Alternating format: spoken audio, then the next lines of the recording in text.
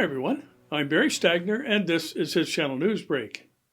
Iran has begun gearing up for a revenge strike on U.S. targets in Iraq. Military sources report this evidence that Revolutionary Guards took their medium-range ballistic missiles out of storage and began positioning them at various points along Iran's border with Iraq, ready for launch. Their range covers most of the bases in the country, and another strong indication that Tehran was poised to strike back for the death of the IRGC Al Qods chief Qussem Soleimani came from the hurried withdrawal during most of the day when the Iraq Shiite militia chiefs and their senior staff were to be meeting concerning the moving of the missiles. They crossed the border into Iran and were taken to IRGC bases. Saturday night, the Kataib Hezbollah militia warned Iraqi units and security agents to be out of U.S. military facilities by Sunday at 7 p.m.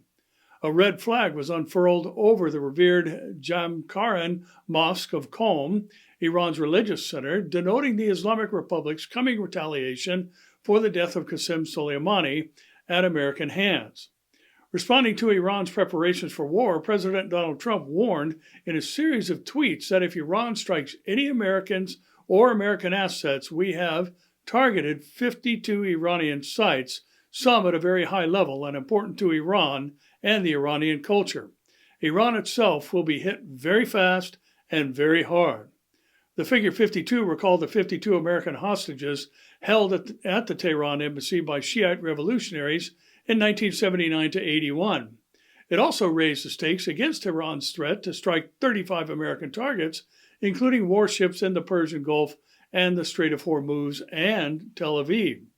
Some 3,000 U.S. troops from the 82nd Airborne Division have been deployed to the Middle East, joining the 750 soldiers shipped earlier to Kuwait.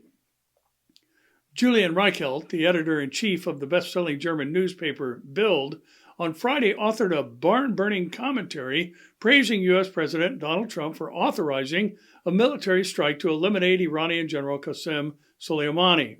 President Trump has freed the world of a monster whose aim in life was an atomic cloud over Tel Aviv. Trump has acted in self-defense, the self-defense of the U.S.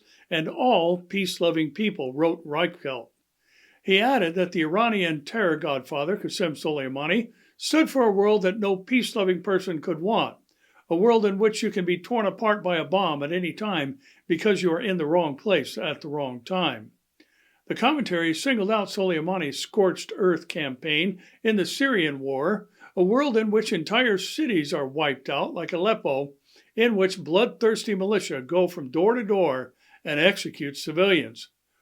Reichelt noted the potential of Iran's regime to carry out terrorism in Germany and Israel, in which the kindergartens in Germany could burn up in fireballs at any time because its children are Jewish, in which Israel is under heavy threat of extinction every single day.